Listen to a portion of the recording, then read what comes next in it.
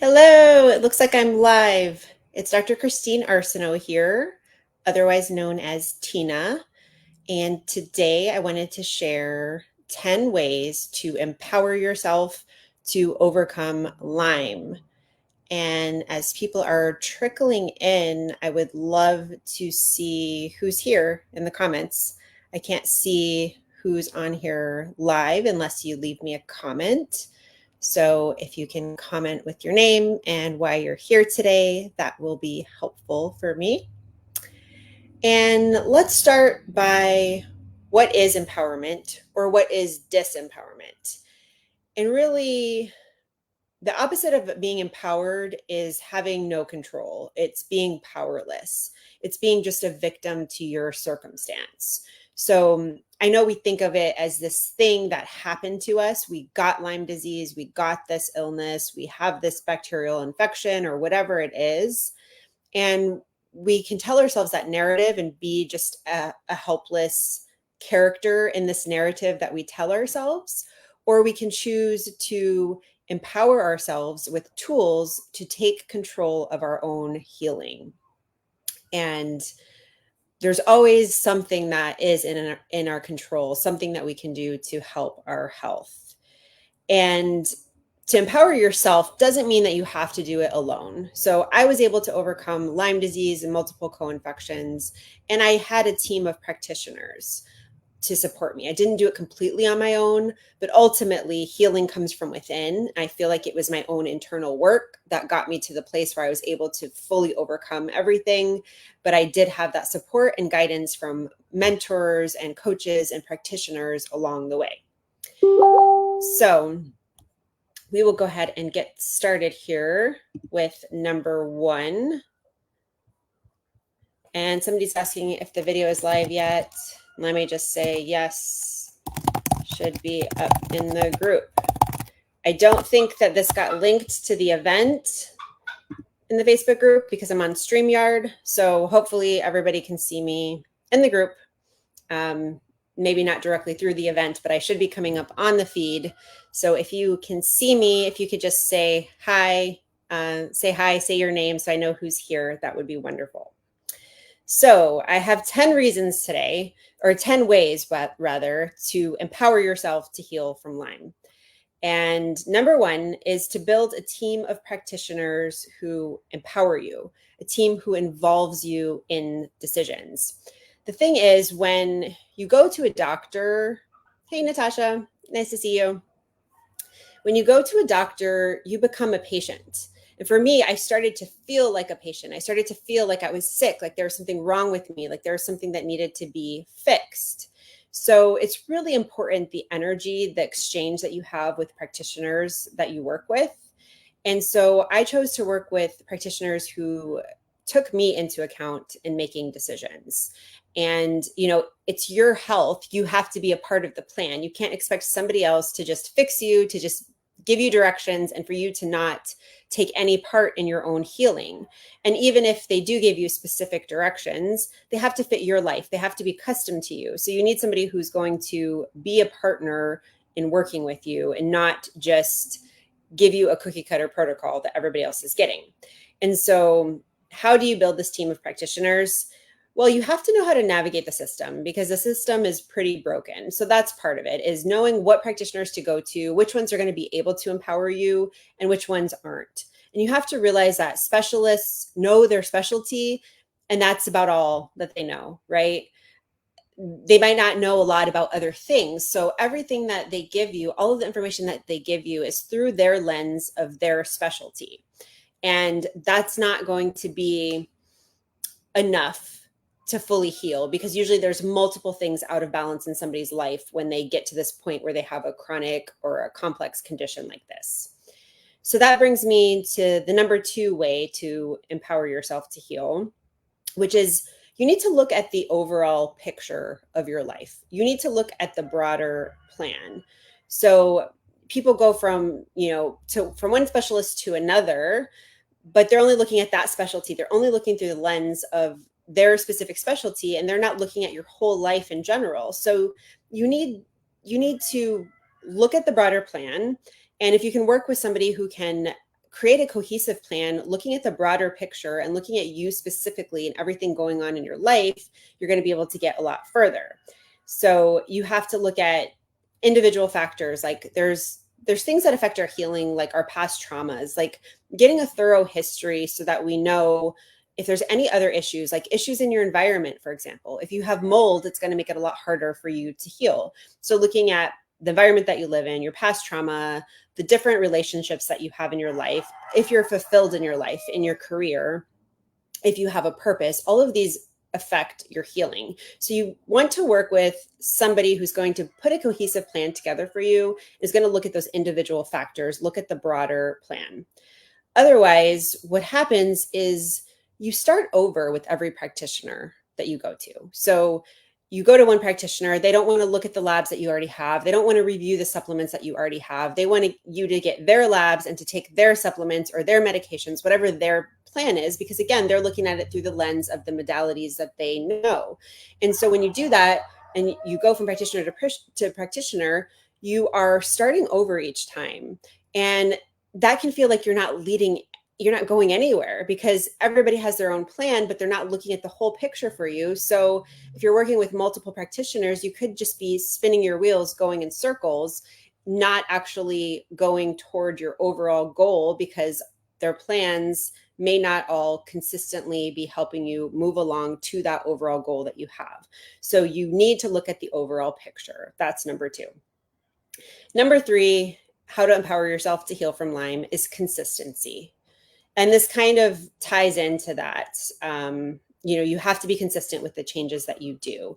And a lot of times people only get into their doctor every 2 months, every 3 months, and it's not enough consistency to really move the needle. You still feel like you're spinning your wheels, like you're not sure what to do. You might have a reaction to something and you don't know what that means. Does that mean you're on the right track? Does that mean this is just a herx you have to get through?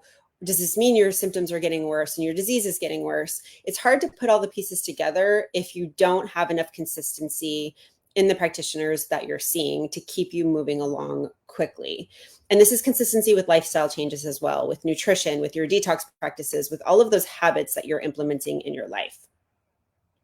Number 4 is follow through.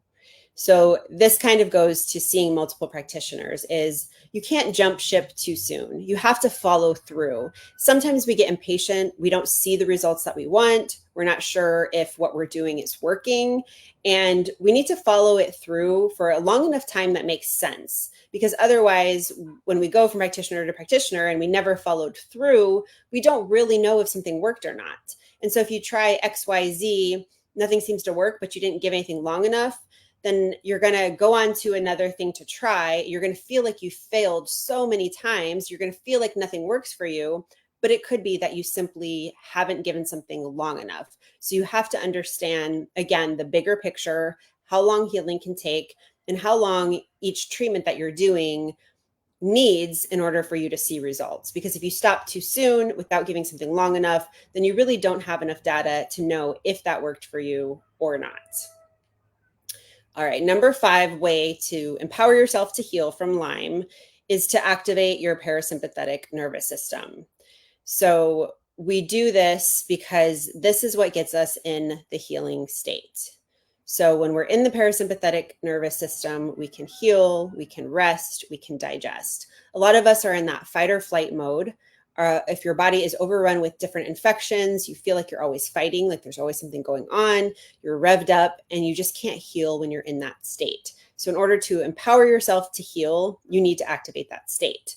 Now, there's different ways to do this. I use a specific technique called wisdom center technology that will get you into that parasympathetic state. It'll calm your nervous system. You can do it through stimulating the vagus nerve, yoga, meditation, mindfulness, being present in the moment, really just going within and leaving the hecticness of the world out there, getting into a meditation practice, a mindfulness practice. That can be really helpful to getting into that parasympathetic state that you need to heal.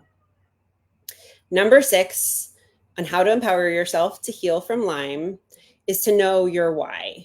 So this is going to allow you to go through the ups and downs if you know why you want to heal. there are going to be ups and downs. No matter which way you go with treatment, there's always ups and downs. And if you know your why, you know why you want to get well and what you're going to do when you become that new healthy person, then you'll be able to push through. And just to give a simple example, this could be the ups and downs, the dips that are always there. Could be something as simple as working out and being sore. You could choose to quit the next day because, oh, I'm sore, my body hurts, I don't like this isn't for me. Or you can realize that that's part of the process and you have to push through that in order to get to that ultimate goal of getting in better shape. It's the same when it comes to healing. You have to recognize that there are going to be ups and downs. Change is not linear, healing is not linear, and understanding that is really important to keep you moving forward and keep you empowered. Number 7 is to optimize your focus so you can gain momentum. So I found that it is really empowering when we gain momentum, and that helps us gain confidence. And a good way to gain momentum is to be really honed in on your number one goal, the first thing that you want to accomplish. And this could be a specific symptom. It could be something like brain fog because you feel like you just can't think clearly. And if you were able to think clearly, you'd be able to implement some of the changes that you need to. So that's the first thing that you want to focus on. It could be something that is limiting your ability to progress. So that could be like constipation. If you're constipated and you're not eliminating, you're not really going to be able to kill bacteria, kill things off if they're just going to get stuck there and cause more inflammation and cause herxing and just not allow you to make any progress. So that would be your first goal, what you need to work on first so that we can then progress in the treatment path. So optimizing that first goal while still having that broader plan in mind. That just gives us something to focus on because we can't track everything. A lot of my clients have like 13 symptoms going on. It's not just one thing. And so it's hard to track every symptom that you're having and to know if you're making progress or not because symptoms change and some get better, some get worse. There's a lot of fluctuation. So if you can really hone in on what's the most important symptom for you to overcome or the most important first step for you in order to make more progress, once you attain that, then you start to get momentum, you get the ball rolling and you realize, okay, things can change, things can shift. It is possible to get better. Number 8 is to create a magical mindset. So something that I call a magical mindset, where we shift into healing beliefs instead of beliefs that are destructive for our healing. Because even our thoughts turn genes on and off. Our thoughts can create inflammation in our body. So if we're able to create that magical mindset where we have those healing beliefs, then that's aiding our body. So we have something called the mind-body connection, and our body responds to our beliefs and to our thoughts. And so when we tap into not only the conscious mind, but also the subconscious mind, we are able to create that magical mindset, which makes it easier for our body to heal. We just need to give our body what it needs to create that resilience so that healing is easier, and that makes killing off the pathogens easier as well. Number 9 is to listen to your gut. Listen to your intuition. So this is one of the best ways to empower yourself, no matter what, is to listen to that gut feeling, listen to that intuition. Has anybody here ever had a gut feeling and ignored it? I would love to hear how that went for you. Because I hear that all the time where somebody's like, I really didn't want to do this treatment. This doctor kind of talked me into it. And then it ends up not being what that person needed. It ends up making them worse, or they feel like they didn't progress, or it was just the wrong treatment for them for whatever reason. We always know best. We have that intuition, that gut feeling. And you have to have a balance. You hire experts and mentors to guide you because they do have a process. So you have to trust and be open to their process. But ultimately, you have to always trust your gut first. No expert is going to know your body better than you know your own body. So you have to know when to say, no, this is not for me. I would say that that's probably the most important out of all of the steps. And then the last, or all of the ways, the last way to empower yourself to heal from Lyme that I have today, number 10, is creating boundaries. So you are not responsible for other people's feelings. And when we become people pleasers, when we take on, you know, the feelings and the energies of other people, that drains us, and that can affect our ability to heal. And we have to also have time boundaries and energy boundaries so that we can focus on our own healing. We might have to cancel interactions so that we can give time to ourselves and that time that we need to heal. This could be boundaries around food. You know, you could be sensitive and have to cut out gluten and dairy and different things. You have to have those boundaries so that you are following the diet that's going to be the best for your health. And then also the judgment of others, like having boundaries around the judgment of others, because people are going to judge you when you're healing and you're doing weird things. You might be squirting coffee up your butt, doing things that normal people who aren't dealing with these health issues have no idea about, and they might think it's weird and they might judge you. And you have to put some boundaries up so that those judgments don't affect you, and realize that right now the most important thing is to give yourself that time and that space to heal. So I'm just going to recap here. And if you're watching live or if you're watching on the recap, let me know which one of these resonated with you the most. Which one do you feel you need to work on the most to empower yourself to heal from Lyme? So number one was build a team of practitioners who empowers you instead of giving your power away for them to just fix you. Number two is look at the broader plan, the overall picture, multiple things in your life, not just the one bacteria that you're trying to fight. Number three is consistency, whether it's consistency with the amount of time that you see practitioners, the lifestyle changes, nutrition. Consistency is key if you want to see changes in your life. Number four is follow through. Don't abandon something sooner than you should, because then you'll not know if it would have worked for you, would have not worked for you. You have to give everything ample time and have patience in the healing process. Number five is to activate your parasympathetic nervous system. This is where we heal and rest and digest, and we need to get to that place so that our body is able to do its job and take care of the pathogens that are not supposed to be there. Number six is to know your why. This is really important because this is what gets us through the ups and the downs. Number seven is to optimize your focus on one thing so you're not overwhelmed with all of the symptoms, and so that you gain momentum, which builds confidence, which allows you to feel that power, that empowering feeling. Number eight is create a magical mindset so you can really shift into that healing mindset. Number nine is to listen to your gut, listen to your intuition. You truly know what's best for you more than any of the experts. So make sure that you're listening to your own body.